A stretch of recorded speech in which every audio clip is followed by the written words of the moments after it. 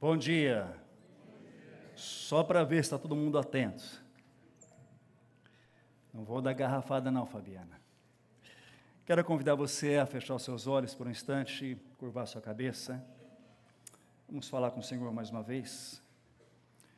Pai de graça e de misericórdia, nós queremos buscar a Tua direção nesse tempo e nesta hora em que nós vamos ler a Tua Escritura Sagrada.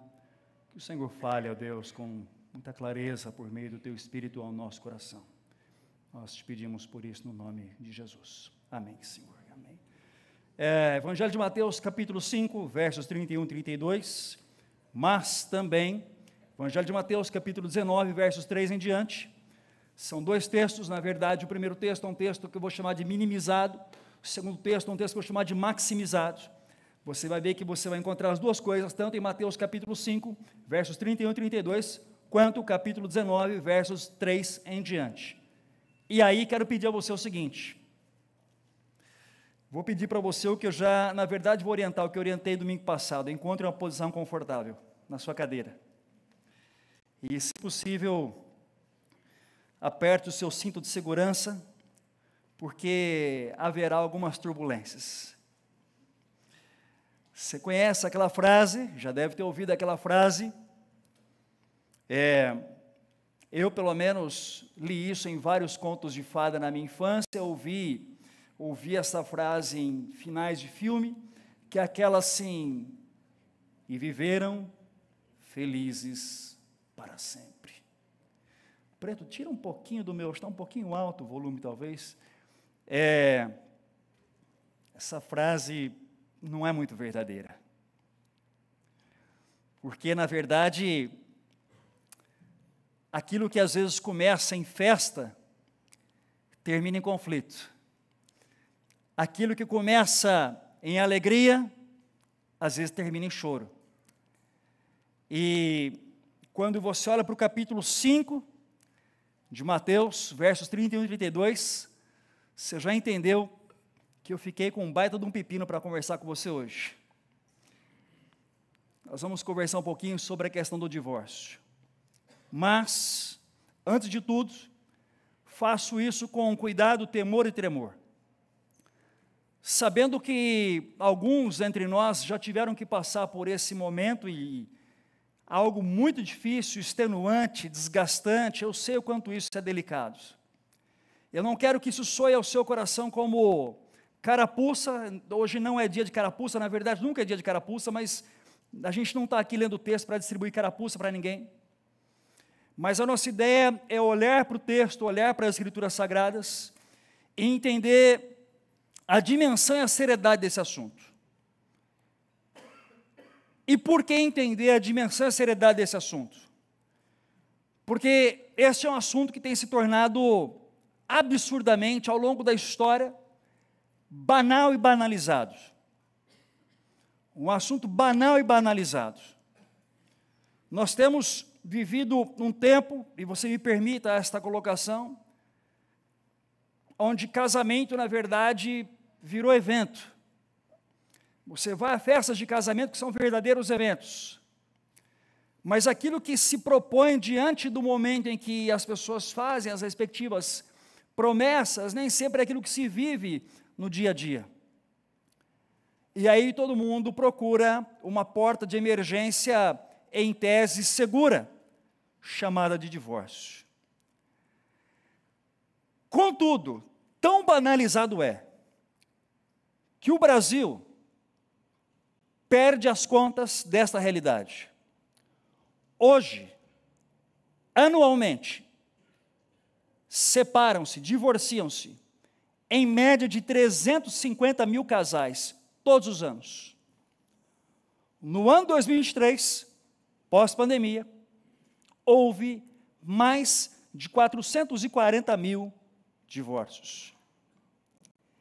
E é claro, não há como não olhar para isso e deixar de observar e perceber que parece ser uma saída segura, mas não há como você passar por ela sem encarar alguns arranhões. Porque saem feridos os que usam essa porta. São feridos os filhos que permanecem. Assim como feridos dilacerados ficam o coração de familiares. Aqueles velhos porta-retratos que eram deixados em casa, agora têm que ser trocados. Porque aquelas fotos velhas que diziam ou falavam sobre a realidade de uma família, não correspondem mais à nova realidade da mesma família. Então perceba você o quão delicado é nós lidarmos com essa dinâmica, o quão difícil é a gente abordar e pontuar este assunto.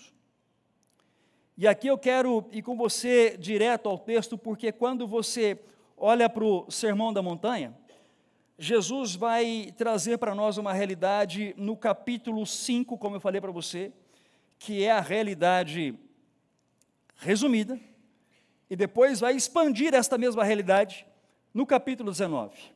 Eu quero me ater ao capítulo 19, por favor, coloca para mim na tela, Bruno, capítulo 19, isto, a partir do verso de número 3. Quando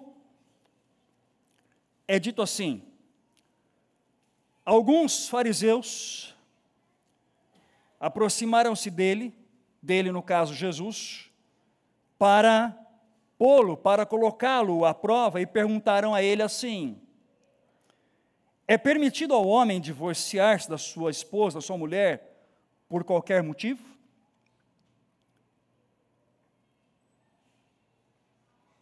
E aí Jesus respondeu: vocês não leram que no princípio o Criador os fez homem e mulher?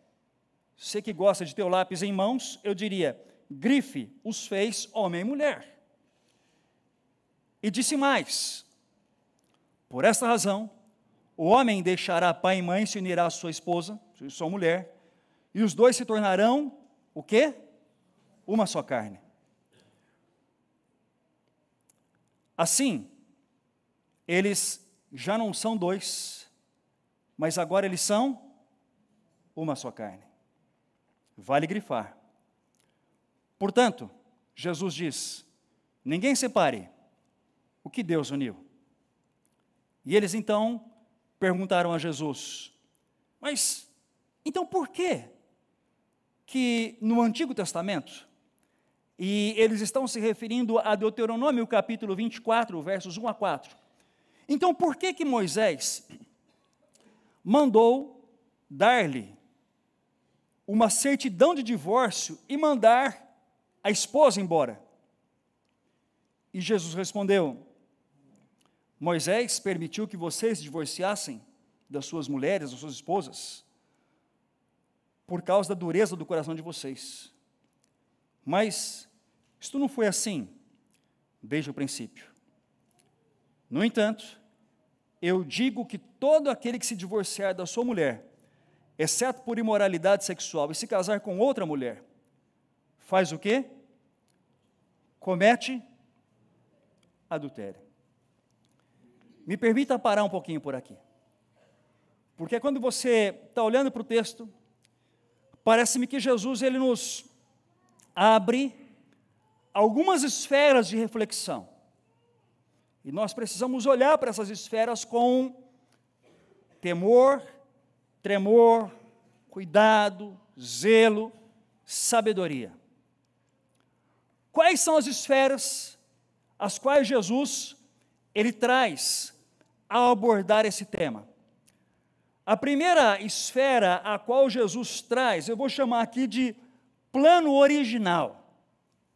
Repare você que os fariseus, sempre questionadores, se aproximam de Jesus com uma pergunta pronta e com algo já para questionar a abordagem que eles sabiam que Jesus iria trazer.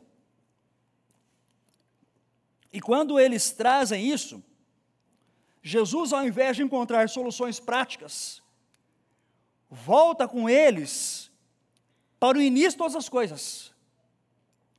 Jesus retorna com eles à realidade do Gênesis. E entenda o seguinte: os fariseus que estão questionando eles estão buscando uma resposta para um desejo que está no coração deles. O fato é que eles não estão simplesmente querendo ouvir de Jesus o que Jesus tem a dizer. O que eles querem, na prática, é que Jesus assine embaixo aquilo que eles estão pensando em fazer e estão entendendo como correto. Ou seja, eles estão pensando, advogando, estão inclinados em prol da questão do divórcio. Mas Jesus não está preocupado em falar do divórcio. Jesus está preocupado em falar sobre o casamento. E ao falar então sobre o casamento, o que ele faz? Retorna ao princípio de todas as coisas. Ele volta ao capítulo 2 do livro de Gênesis. E quando ele volta ao capítulo 2 do livro de Gênesis, Jesus traz algumas ponderações importantes. Como assim? Se você olhar os versos 4 em diante, Jesus diz assim: vocês não leram que no princípio o Criador os fez homem e mulher? Ou seja, o que nós temos em primeira instância, na perspectiva do Gênesis, é uma união entre um homem e uma mulher. Não é uma união entre um homem e duas mulheres. Não é uma união entre dois homens e uma mulher. É uma união entre um homem e uma mulher. Esta união é uma união estabelecida em uma aliança. E aqui nós chegamos no verso número 5, porque ele fala assim: vocês leram no princípio, o Criador fez homem e mulher e disse: por esta razão, o homem deixará quem? Pai e mãe. Ou seja, esta é uma união não temporária, mas é uma união permanente. Não é uma união momentânea, mas é uma união que deveria ser um cumprimento daquela promessa, até que a morte nos separe. Terceiro, é uma união aonde os dois se tornam uma só carne. Então, o homem deixa pai e mãe, se une à sua esposa e eles se tornam uma só carne. Se você, porventura, ler o livro Dinheiro, Sexo e Poder, de Richard Foster, ele vai afirmar o seguinte: apesar do mundo em que nós estamos, quando você pensa no conceito de uma só carne, você está falando de algo da mais alta e elevada intimidade e profundidade. Há um selo nesta relação que jamais deveria ser rompido. Então entenda você, uma união entre homem e mulher, uma união que deveria ser duradoura, eterna, pelo menos até que a morte os separe, uma união que une homem e mulher em uma só carne. Quarto, repare que Jesus diz assim: o que Deus uniu, não separe o homem. É uma instituição, ou uma união divina. Ah, não, mas isso é coisa do papel só, é conveniência, é costume, é prática humana. Do ponto de vista bíblico, não.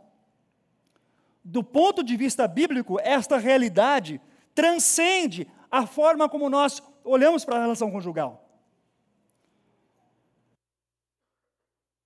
Do ponto de vista bíblico, segundo a fala de Jesus, o casamento vai muito além de um encontro em uma festa onde duas pessoas fazem promessas. Mas é aqui que surge a dúvida. E aqui que vai ser aberta uma segunda esfera. Porque repare você que os fariseus não estão contentes com a resposta de Jesus. Jesus está enraizado em Gênesis, mas eles não estão confortáveis com isso. E a dúvida é simples. Então, por quê? Por quê que Moisés, em Deuteronômio, autorizou a carta de divórcio? E é aqui que está o segundo aspecto, a segunda esfera para nós pensarmos. Porque Jesus não está falando sobre mandamento, mas ele vai nos explicar que trata-se de uma concessão, que podemos chamar de concessão pastoral. Por quê? Porque Moisés permitiu que fosse lavrada carta de divórcio para os relacionamentos. Se você voltar na cultura judaica, vai descobrir que havia duas escolas de pensamento. A primeira escola era chamada escola de Hillel, o Rabi Hillel. E a segunda escola era a escola de Shammai, o Rabi, ou rabino, o mestre Shammai.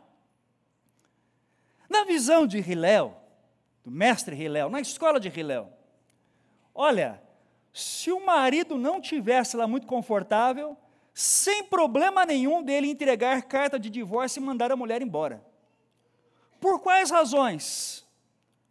Quaisquer. Tipo assim, ela foi no mercado, gastou mais do que devia, e apareceu, hoje em dia aparece o celular, né? Apareceu lá, gastou R$700, R$800, e o marido disse assim, não, essa mulher é muito gastona. Segundo o rabino, ele podia mandar ela embora, sem problema nenhum. Ou então, porventura, ele chegou em casa para almoçar, sentiu um cheiro dentro da casa, assim, que foi acontecendo, meu bem? Queimei o feijão. Ah, pode ir embora. Pode ir embora, estamos divorciados, não interessa. Parece brincadeira e absurdo, não é? Mas a linha de pensamento era exatamente esta. Por qualquer razão, poderia-se haver a separação, poderia mandar a mulher embora. Esta era a escola de Hillel. A escola de Shammai era um pouquinho mais dura. E dizia assim, não se pode mandar a mulher embora por qualquer razão. Mas vocês podem se divorciar se porventura você encontrar algo indecente nela. E alguns vão dizer assim, mas será que este algo indecente era se porventura a esposa adulterasse? Fica uma dúvida, uma interrogação. Por quê? Porque se você amplificar as coisas, vai entender que no Antigo Testamento, falei disso no domingo passado, se a mulher traísse o marido, ela seria sentenciada ao apedrejamento e consequente morte. Então costuma-se dizer o seguinte, se a visão fosse essa, o homem poderia permitir que ela morresse, e aí para finalizar a história, assinava a carta de divórcio, está lá, pronto, resolvido, sem crise. Quando você começa a olhar para isso, aí você começa a observar e entender o nível de criticidade e o caos em que a sociedade foi se transformando. Porque as mulheres, naquele momento, começam a ficar desamparadas. E se um homem mandasse a sua mulher embora e ela não tivesse a bendita da carta de divórcio, ela poderia ser considerada adúltera e ia morrer na mão de outros. Então, na prática, a sociedade vai virando um caos. Então, neste caos, o que Moisés faz? Neste caos, Moisés estabelece pastoralmente, concede a carta de divórcio. Por que razão?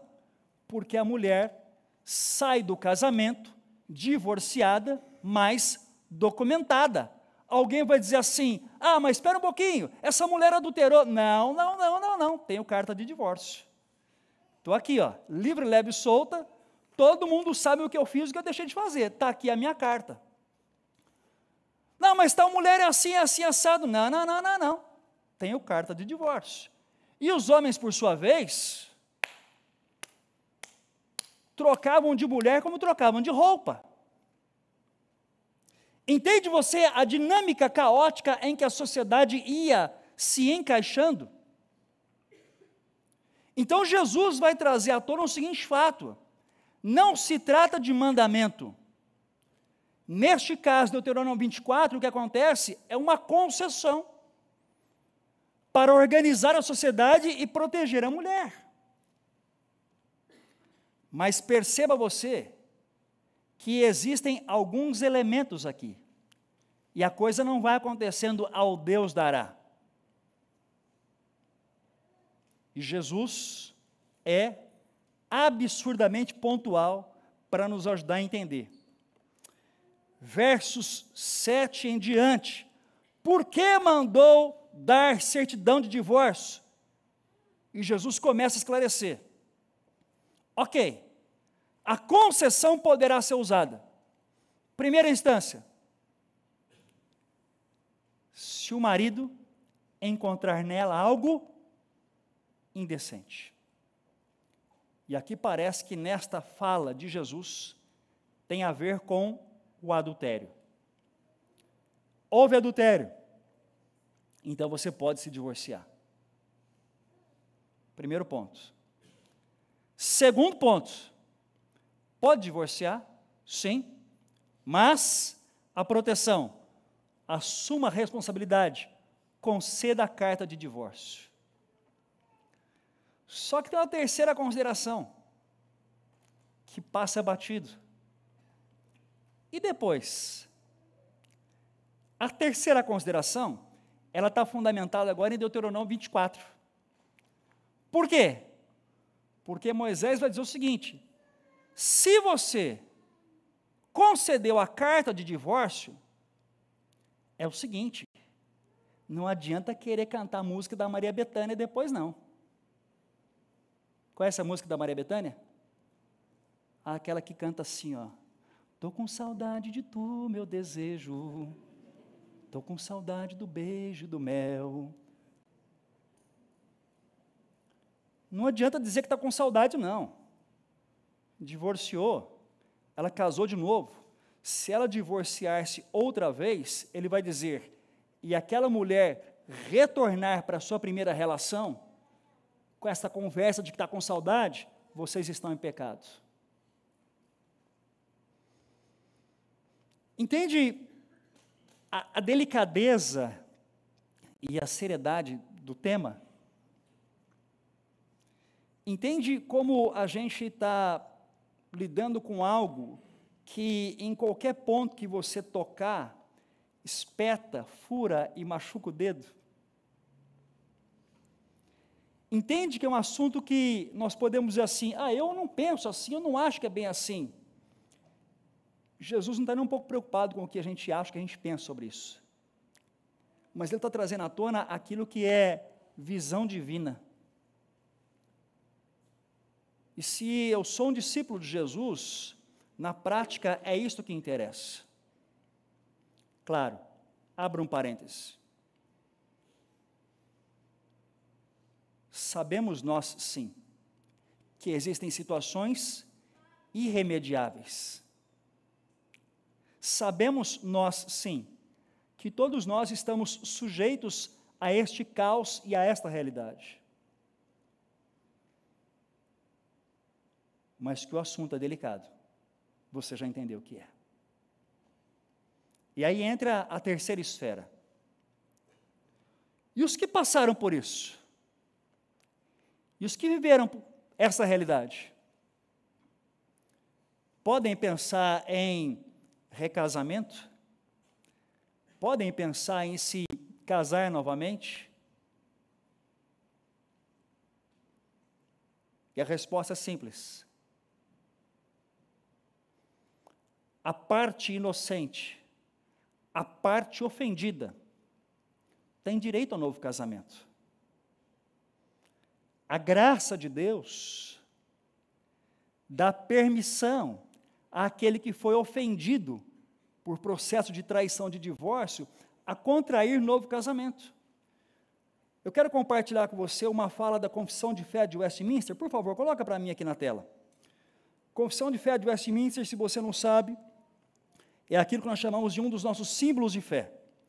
É onde as doutrinas bíblicas estão concisas para que nós entendamos de fato naquilo que cremos e como nós enxergamos esse aspecto. Confissão de Fé de Westminster, no capítulo 24, parágrafo 6, diz assim: embora a corrupção do homem seja tal que propensa a buscar ocasiões de divórcio, contudo, nada senão adultério ou a deserção voluntária e irremediável, que não pode ser remediada pela igreja ou pelo magistrado, pode dissolver o vínculo matrimonial. Explico para você. Na visão da confissão de fé, 2 fatores. Primeiro, adultério. Segundo, deserção voluntária. O que é deserção voluntária? É aquilo que o Paulo vai falar na primeira carta aos Coríntios, capítulo 7. Quando Paulo fala assim, um dos dois não quer e vai embora. E não tem remédio. É a chamada deserção voluntária. Acabou. Desertou. Foi embora. Não tem conversa, não tem volta. É o segundo motivo, a segunda razão. A primeira, adultério. E a confissão de fé continua. Nisto, a parte inocente tem direito. Direito a novo casamento. Como se o cônjuge infiel estivesse morto. Afinal de contas, a promessa é até que a morte nos separe. Mas aí nós chegamos numa quarta esfera. E a quarta esfera me parece ser a mais importante. Por que a quarta esfera deste tema é a mais importante? Porque Jesus ele está nos falando sobre uma hipótese e uma realidade, mas não sobre um mandamento e nem uma obrigatoriedade. Ou seja, pode haver reconciliação? Sim. Pode haver restauração? Sim. Normalmente ninguém está muito esperando, ninguém espera muito esta hipótese de assim, vamos restaurar, não, a pessoa já quer resolver o negócio, já não, vamos matar no ninho. Mas a reconciliação é sempre uma hipótese. Entendamos, porém, o seguinte: quando falamos em reconciliação, que fique registrado, sublinhado e claro, que não estamos falando aqui que o céu é cor-de-rosa. Reconciliação não é brincadeira para criança. Gente que resolve reconciliar e depois fica jogando na cara um do outro. Mas você fez, então, tá vendo? Eu não esqueci, sabia que ia acontecer de novo. Reconciliação não é coisa para infantis. Reconciliação depende de alguns elementos. Primeiro, reconhecimento do erro. Segundo, pedido de perdão. Terceiro, arrependimento. Quarto, ajuda vinda do alto. É quase impossível, para não dizer que o é, colar de novo, sem a ajuda de Deus, algo que foi descolado. É quase impossível, para não dizer que o é, tornar-se uma só carne novamente, quando este vínculo foi rompido, sem a ajuda de Deus. Repare você que nós estamos então diante de uma realidade desafiadora, delicada e outra vez que incomoda. Mas eu quero fechar esse tempo desafiando cada um de nós a pensarmos com um pouco mais de carinho e um pouco mais de cuidado. Fazendo uma abordagem em dois sentidos.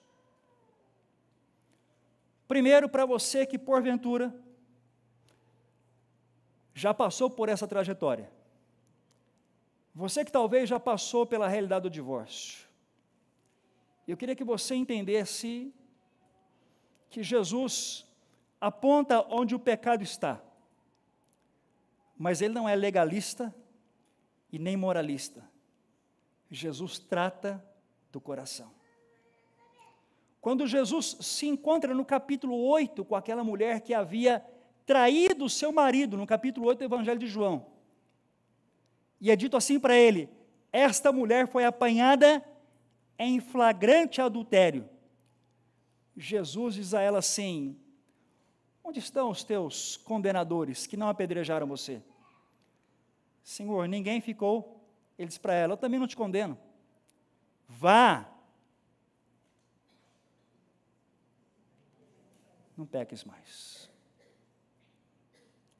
Segunda situação, você encontra um pouquinho à frente, quando ele se encontra, aliás, um pouquinho atrás, no capítulo 4 do Evangelho de João, quando ele se encontra com a mulher samaritana à beira do poço, e diz a ela assim: você já teve quantos maridos? Quem dá mais, quem dá menos? Capítulo 4 do Evangelho de João, você lembra não? Teve um monte, essa é a verdade. Um monte. E Jesus diz a ela assim: quem beber da água que eu der, nunca mais terá sede. E ela toma água viva.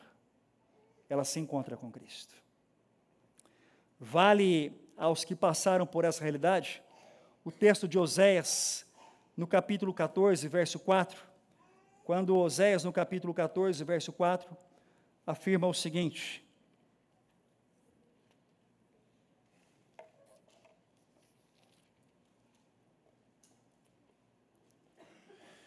eu curarei a infidelidade deles e os amarei com generosidade. Esta fala de Oséias fora destinada ao povo de Israel, que por vezes buscou divorciar-se de Deus, que por vezes foi infiel a Deus. E a promessa por meio do profeta foi: eu curo, e eu sou capaz de amar. A palavra àqueles que porventura passaram por essa trajetória não é uma palavra de condenação, mas é uma palavra de cura, de gente que se submete à graça de Deus para ser tratada e curada apesar de erros cometidos. Primeiro ponto. A segunda palavra aqui, a segunda diretriz, está focada naqueles que não passaram pelo divórcio, mas de vez em quando passa pela cabeça essa hipótese. Aqueles que por vezes estão vivendo turbulências conjugais, dizendo assim: o que fazer? Neste caso, vale nós olharmos para o texto de Malaquias, quando Malaquias capítulo 2, verso 16, vai afirmar assim: eu, o Senhor, odeio o divórcio.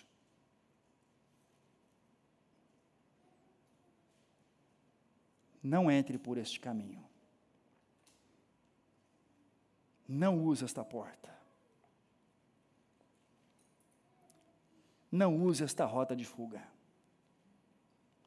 Deus, mas às vezes parece impossível, às vezes parece complexo, e há ocasiões em que a coisa não vai se organizar.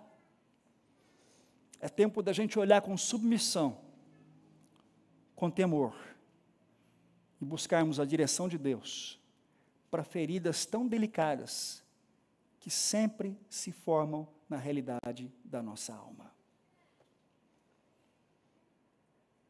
Vamos orar? Pai amado e poderoso,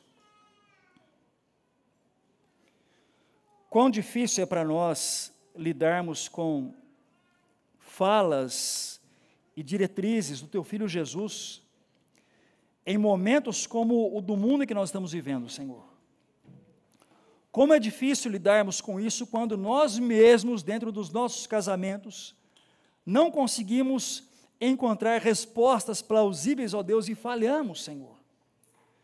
Queremos pedir ao Senhor para que o Senhor tenha misericórdia de nós, nos perdoando quando nós falhamos, ó Deus, mas também nos restaurando, apesar daquilo que há no nosso coração, apesar dos males que nos assolam. Que o Senhor, ó Pai querido, por favor, traga cura e traga graça sobre a Tua igreja. É a nossa oração no nome de Jesus. Amém e amém.